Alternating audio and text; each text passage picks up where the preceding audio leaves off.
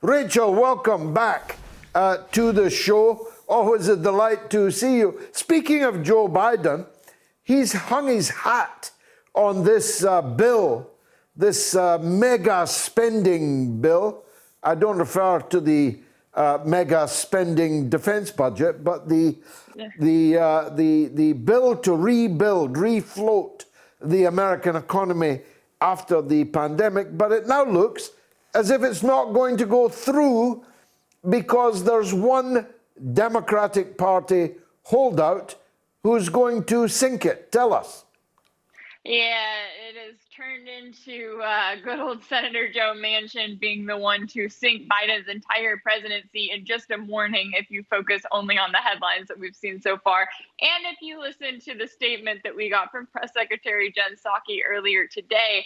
Now, it's interesting because when we're talking about this $2 trillion spending bill, it is more than 2,000 pages long.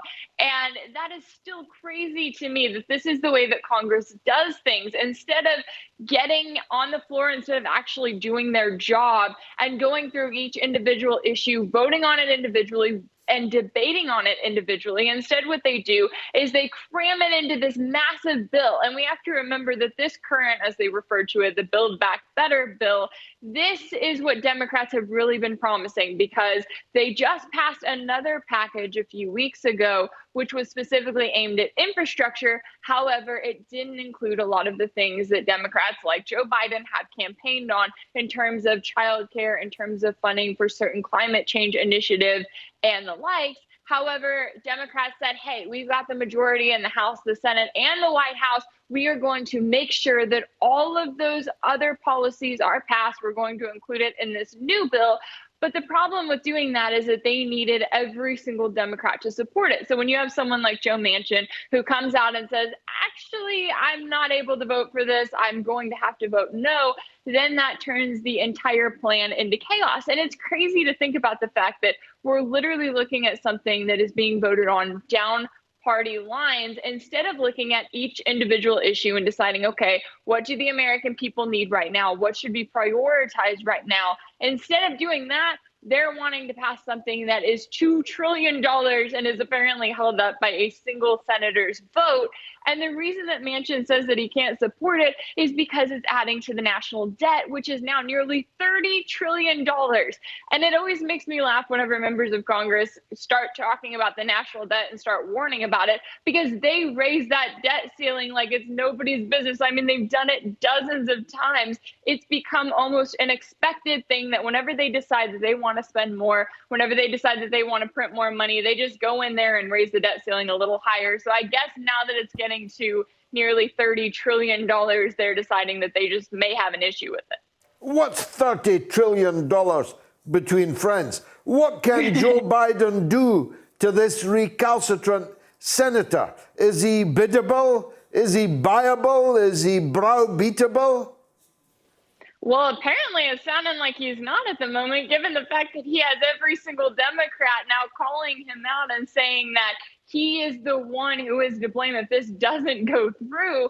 And, you know, it's interesting because, of course, they're going to try to put all of the blame for any of Biden's failings onto Joe Manchin now. Before it was Kamala Harris. Now they've found a new person to pick. But we have to remember that Biden's approval ratings were already tanking.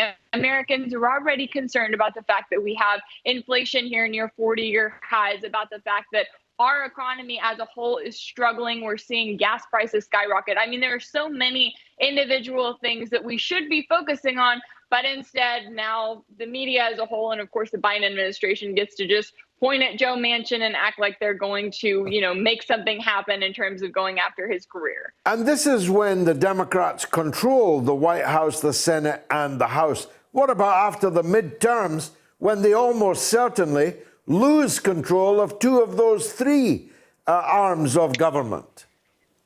Exactly. And it's interesting because they have put so much around this Build Back Better plan, saying that the midterms are riding on them passing this funding, passing this $2 trillion package. And yeah, exactly. If they're not able to pass it, if they go into the new year, then that does not look good for the Democrats, because they told everyone, you get Trump out of office, you make sure that there is a Democratic majority all around, we will give you everything that we've been campaigning for. And now they're showing that that's something that they're not able to follow through on.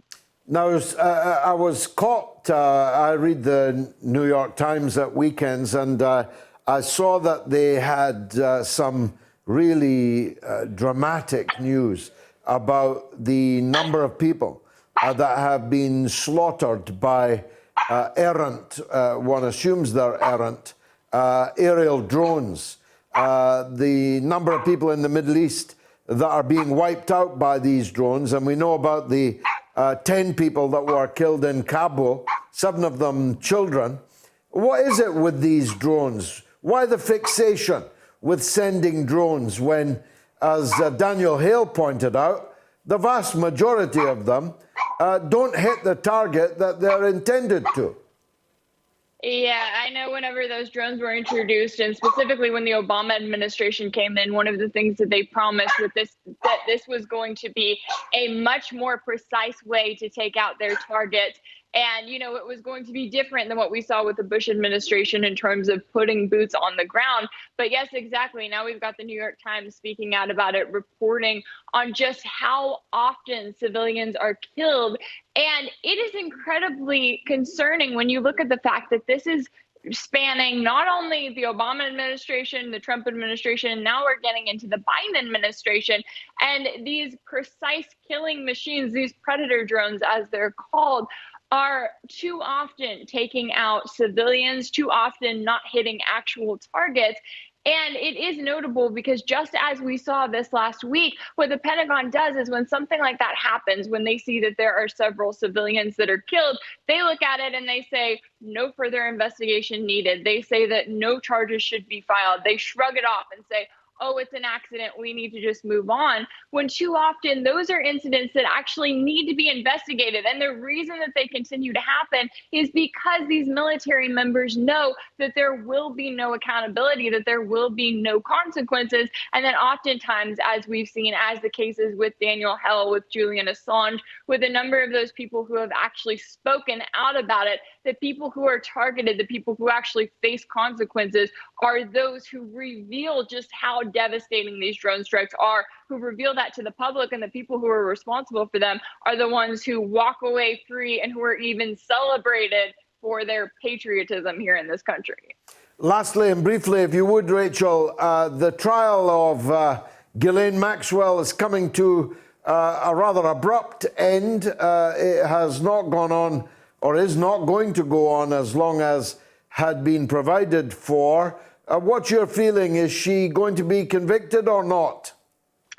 You know, if she is convicted, I could see it being much more of a slap on the wrist, especially the way that this has played out, with the fact that she has constantly been painted as this poor, helpless woman who was just pulled into Jeffrey Epstein's web, as, you know, her team has tried to put the emphasis on the fact that this is a trial that Epstein never got to have. And it's unfortunate because even in the cases where we have been able to hear from victims who had their lives destroyed by Ghislaine Maxwell, by Jeffrey Epstein, all too often they are sort of painted as just opportunists who should have been happy with the payout that they got, if they got one at all, and who are just doing this for attention. So I really do hope that this is one of those cases where we see more and more being brought against her. But at the moment, when it comes to having faith in the U.S. justice system, especially when it comes to this trial, I can honestly say that I do not have much.